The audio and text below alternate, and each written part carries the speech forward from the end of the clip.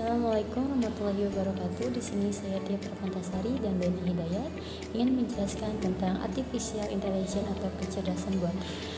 Artificial intelligence adalah bekerja dengan menggabungkan sejumlah besar data dengan cepat, pengolahan berulang, dan algoritma cerdas memungkinkan perangkat lunak untuk belajar secara otomatis dari pola atau fitur dalam data. IA setidaknya perlu memiliki beberapa elemen dan pendukung, yaitu yang pertama ada basis pengetahuan atau knowledge base, bersifat fakta-fakta teori, pemikiran dan hubungan antar satu dengan yang lainnya. Yang kedua ada pembelajaran mesin atau machine learning, membangun proses analitik dan menemukan wawasan tersembunyi dalam data secara otomatis. Yang ketiga ada jaringan neural, unit-unit yang saling berhubungan atau seperti neuron yang memproses informasi dengan menanggapi masukan eksternal yang menyampaikan informasi antara setiap unit. Yang keempat ada komputasi kognitif, berfungsi untuk melakukan interaksi seperti manusia secara alami dengan mesin. Tugas utama adalah agar mesin dapat mensimulasikan proses manusia melalui kemampuan untuk menafsirkan gambar dan perkataan. Yang kelima ada pembelajaran mendalam atau deep learning, mempelajari pola kompleks dalam sejumlah besar data. Penerapan umumnya mencakup pengenalan gambar dan perkataan. Proses kerjaannya yaitu menggunakan jaringan neural yang sangat besar dengan banyak lapisan unit memproses. Yang keenam ada motor inferensi, kemampuan menarik kesimpulan berdasarkan pengetahuan dan pengalaman. Tujuan IL adalah untuk memberikan kemampuan untuk pengolahan input dan menjelaskan output pada perangkat lunak. AI akan menyediakan interaksi yang mirip manusia dengan perangkat lunak dan menawarkan dukungan keputusan untuk tugas tertentu, tetapi AI bukan pengganti manusia dan tidak akan menggantikan manusia dalam waktu dekat. Kegunaan dari AI adalah sebagai sistem manusia. Pada dasarnya AI diciptakan sebagai pendamping, bukan pengganti manusia. Namun AI dapat diprogram sedemikian mungkin sehingga kecerdasannya bisa melebihi manusia biasa. Baik, selanjutnya saya akan menjelaskan tentang dampak positif dan negatif dari artificial intelligence. Ada apa aja sih dampak positif dan negatifnya? Yang pertama, dampak positifnya kita bisa menyimpan data yang tidak terbatas, maksudnya disesuaikan dengan kebutuhan. Hal ini memungkinkan kita bisa menjalankan suatu program yang kompleks dengan lebih baik dan aman. Misalnya manajemen database sekolah. Yang kedua, memiliki ketepatan dan keakuratan dalam mengerjakan tugasnya karena sudah diprogramkan. Maka AI dapat bekerja dengan lebih akurat dibandingkan dengan kecerdasan alami. Kemudian yang ketiga, dampak positifnya yaitu menggantikan tugas manusia yang berulang-ulang dan bersifat rutinitas. Misalnya dalam pembelajaran seperti proses koreksi dan penilaian hasil belajar siswa. Kemudian yang keempat, dampak positifnya yaitu bisa mengerjakan pekerjaan dengan lebih cepat dan lebih baik, terutama untuk pengerjaan yang membutuhkan ketelitian dan pengulangan. Yang kelima, yaitu mudah digandakan dan disebarluaskan karena bersifat digital. Segala informasi yang diproses dan disajikan AI bisa digandakan serta disebarkan dengan lebih mudah, cepat, juga praktis. Kemudian dampak negatifnya dari AI ini, yang pertama, bisa membuat dosen dan murid menjadi lebih malas. Hal ini terjadi karena sangat besar aktivitas sudah dikerjakan secara otomatis oleh AI. Yang kedua, dampak negatifnya yaitu menghilangkan pekerjaan manusia. Ketika AI digunakan untuk urusan administrasi di kampus, tidak menutup kemungkinan akan menghilangkan peran tata usaha di kampus. Kemudian yang ketiga, dampak negatifnya yaitu tidak memiliki common sense. AI memang mampu belajar dan bekerja sendiri layaknya manusia. Hanya saja AI tidak dapat memahami tujuan dari informasi itu dibuat, karena pemahaman menyeluruh hanya bisa dimiliki oleh manusia. Yang keempat, dampak negatifnya yaitu bekerja sesuai instruksi. AI akan bekerja sesuai dengan pengaturan program yang dibuat sehingga AI akan bekerja sesuai data dan instruksi yang sudah dimasukkan untuk tugas-tugas spesifik. AI tidak bisa berfungsi menjalankan tugas lain di luar dari yang diprogramkan. Kemudian dampak negatifnya yang kelima yaitu risiko tinggi dibobol. AI memiliki data dan informasi yang tersimpan secara digital dan online. Hal ini membuat informasi penting sangat mungkin diretas oleh orang-orang lain yang tidak bertanggung jawab dan merugikan pihak kita.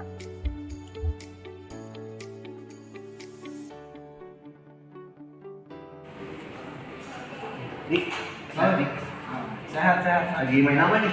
Lagi main sosmed Bang, sosial media. Kalau boleh tahu nih fungsinya apa sosial media? Oh, jadi di sosial media tuh kita bisa mendapatkan informasi, berita-berita, terus kita bisa lebih mudah juga berkomunikasi dengan orang luar gitu, orang jauh. Jadi banyak juga yang manfaatnya. Iya, banyak banget manfaatnya. Baguslah. Ini merupakan salah satu pengaplikasian dari kecerdasan buatan atau AI. Salah satunya contohnya yaitu dengan bermain media sosial. Nama saya Nanda Umani dan Yusuf Fatimah Zahra. Di sini saya akan menjelaskan materi yang ketiga yaitu cloud computing. Cloud computing atau komputasi awan merupakan kombinasi dari penggunaan teknologi komputer, komputasi dan pengembangan berbasis internet atau awan. Awan yang dimaksud di sini merupakan metafora untuk internet karena awan sering digambarkan dalam visualisasi jaringan komputer dan internet. Cloud computing dapat memberikan banyak kemudahan bagi penggunanya, seperti kemudahan mengakses informasi dan data melalui internet, serta kemudahan menjalankan program tanpa harus melakukan pemasangan terlebih dahulu. Cloud computing sendiri dapat bersifat publik atau privat. Selain publik dan privat, ada beberapa perusahaan menyediakan cloud computing yang menawarkan layanan hybrid cloud dan community cloud. Hybrid cloud merupakan gabungan dari public dan private cloud. Ada beberapa contoh pemanfaat cloud computing yang paling umum. Yang pertama yaitu surat elektronik atau email, yang kedua penyimpanan data, yang ketiga analisis data, yang keempat streaming baik itu audio maupun video, dan yang kelima yaitu pembuatan aplikasi. Selanjutnya yaitu teknologi komputing awan memang sangat hebat karena cloud computing dapat mengintegrasikan banyak hal secara efektif dan efisien. Berikut ini adalah kelebihan dan kekurangan dari cloud computing. Kelebihan dari cloud computing itu sendiri yang pertama yaitu mudah diakses dan fleksibel, lalu yang kedua biaya layanan yang murah dan ramah di kantong, yang ketiga mudah dalam menjalankan manajemen storage. Serta kelemahan dari cloud computing itu sendiri yang pertama sangat ketergantungan pada koneksi internet. Lalu yang kedua keamanan data menjadi faktor krusial. Yang ketiga yaitu data yang tersimpan di lokasi yang jauh dari perusahaan sehingga rawan terjadi sabotase. Contoh penerapan teknologi di era digital. Pada zaman modern seperti ini, tentu banyak bidang yang menerapkan teknologi komputasi awan. Salah satunya yaitu bidang pendidikan. Layanan pendidikan terpadu juga telah menerapkannya. Layanan cloud computing bisa kita lihat di dalam Google aplikasi yang kita miliki. Berikut ini aplikasi yang menggunakan teknologi komputasi awan, misalnya Google for Education, lalu Google Maps dan Google Maps dan lain-lain.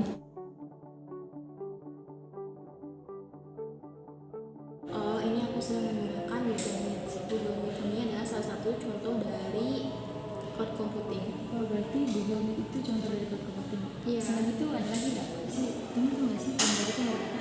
Hari Minggu Kamu tahu dari mana sih? aku tahu dari Google Calendar ini. Ini juga salah satu contoh dari cloud computing loh.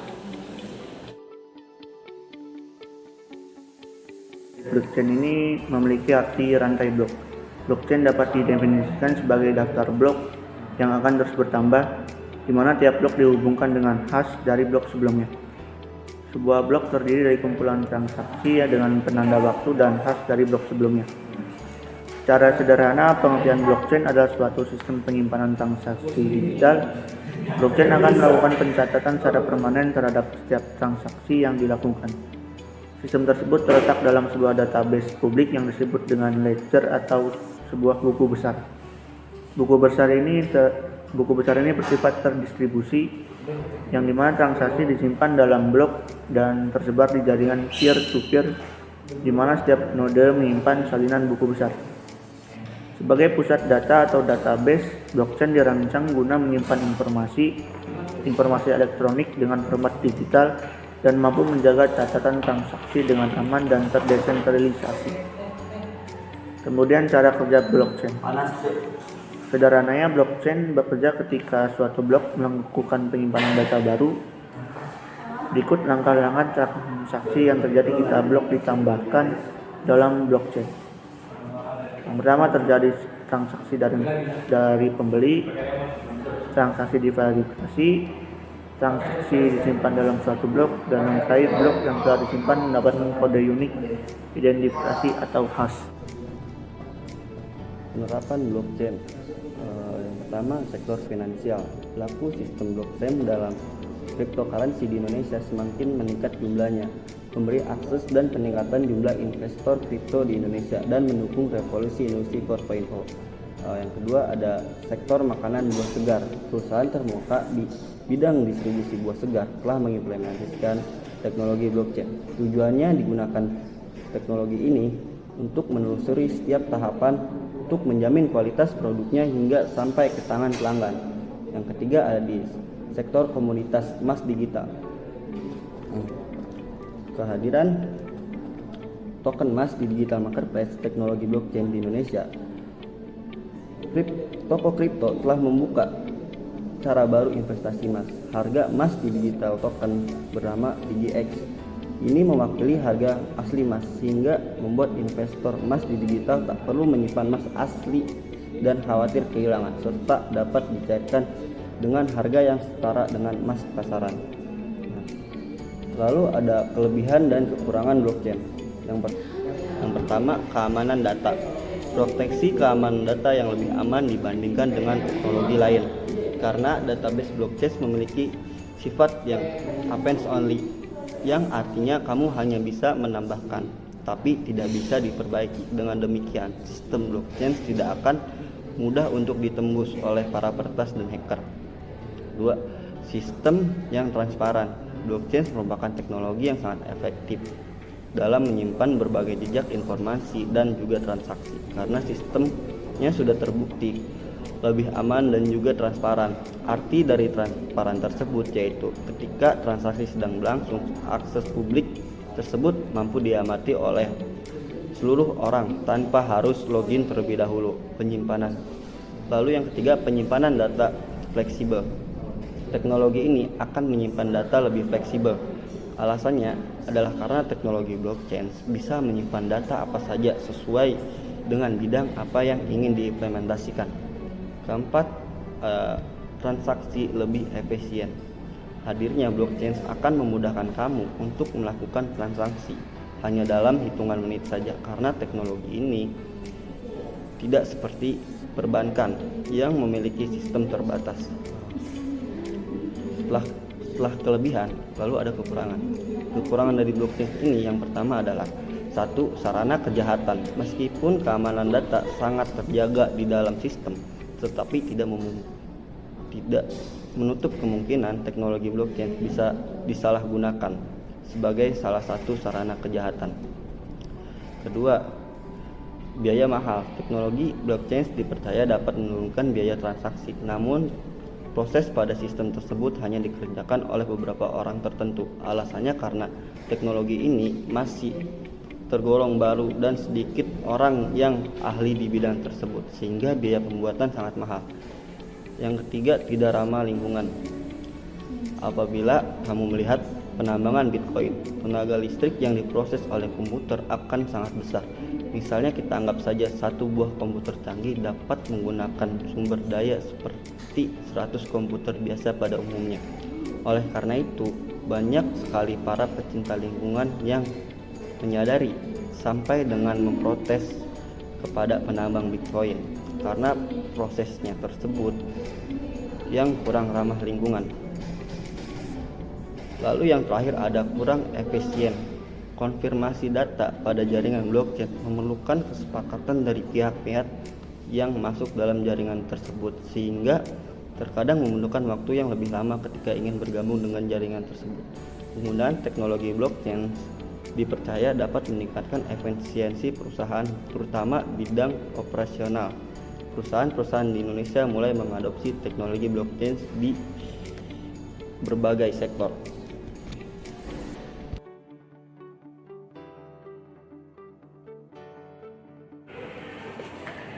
Dik, lu ada yang minum nggak? Ini gua lagi nggak ada saldo, nggak ada uang cash nih. Kalau boleh pinjem? Ada. Transfernya kirim aja ya nomor rekeningnya ya. Kirim di WA ya. Iya. Sudah gitu. Oke, bentar, kita stop dulu. Udah ya? Oke, udah masuk. Oke. Ini merupakan salah satu pengaplikasian dari blockchain. Contohnya yaitu kita bisa mentransfer uang melalui m-banking.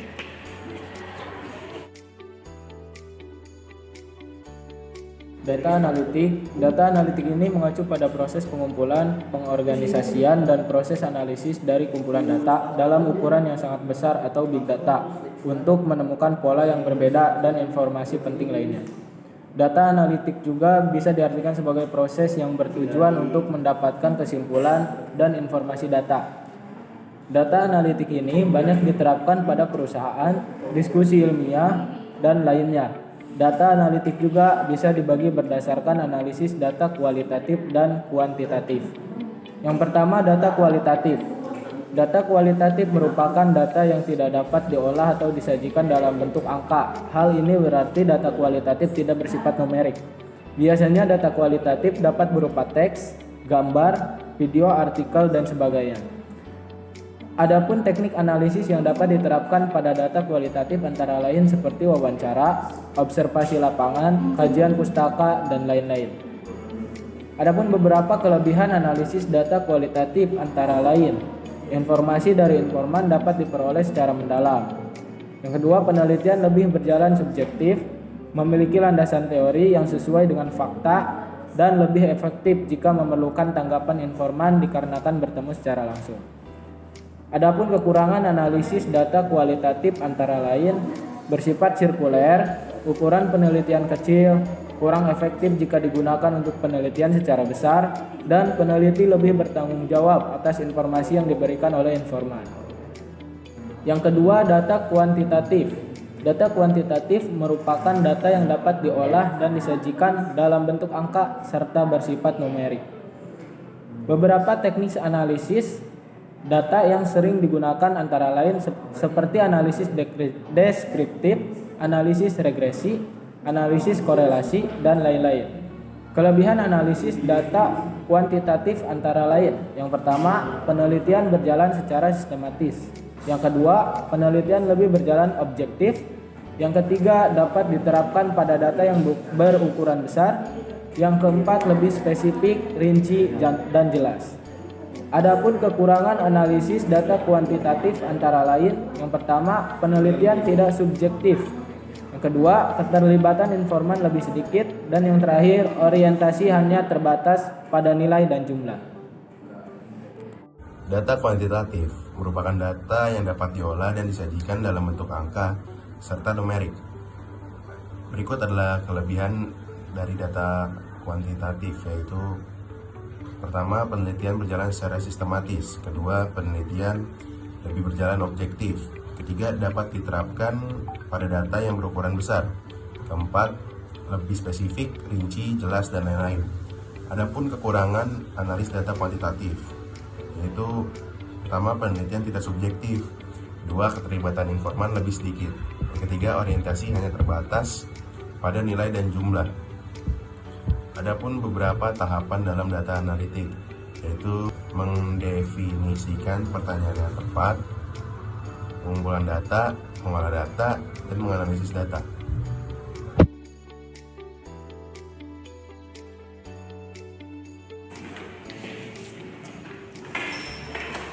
Pak, di sini saya mau melaporkan kehilangan identitas kartu identitas saya, Pak. Oh, boleh saya minta data-datanya? Boleh. Namanya siapa? Nama saya Damar. Oh, Damar. Tanggal lahirnya? 22 Juni 2003. Oke. Untuk alamat? Alamat di Indomie. Ini merupakan salah satu pengaplikasian dari data analitik. Contohnya yaitu kita bisa mengambil data dari sebuah wawancara.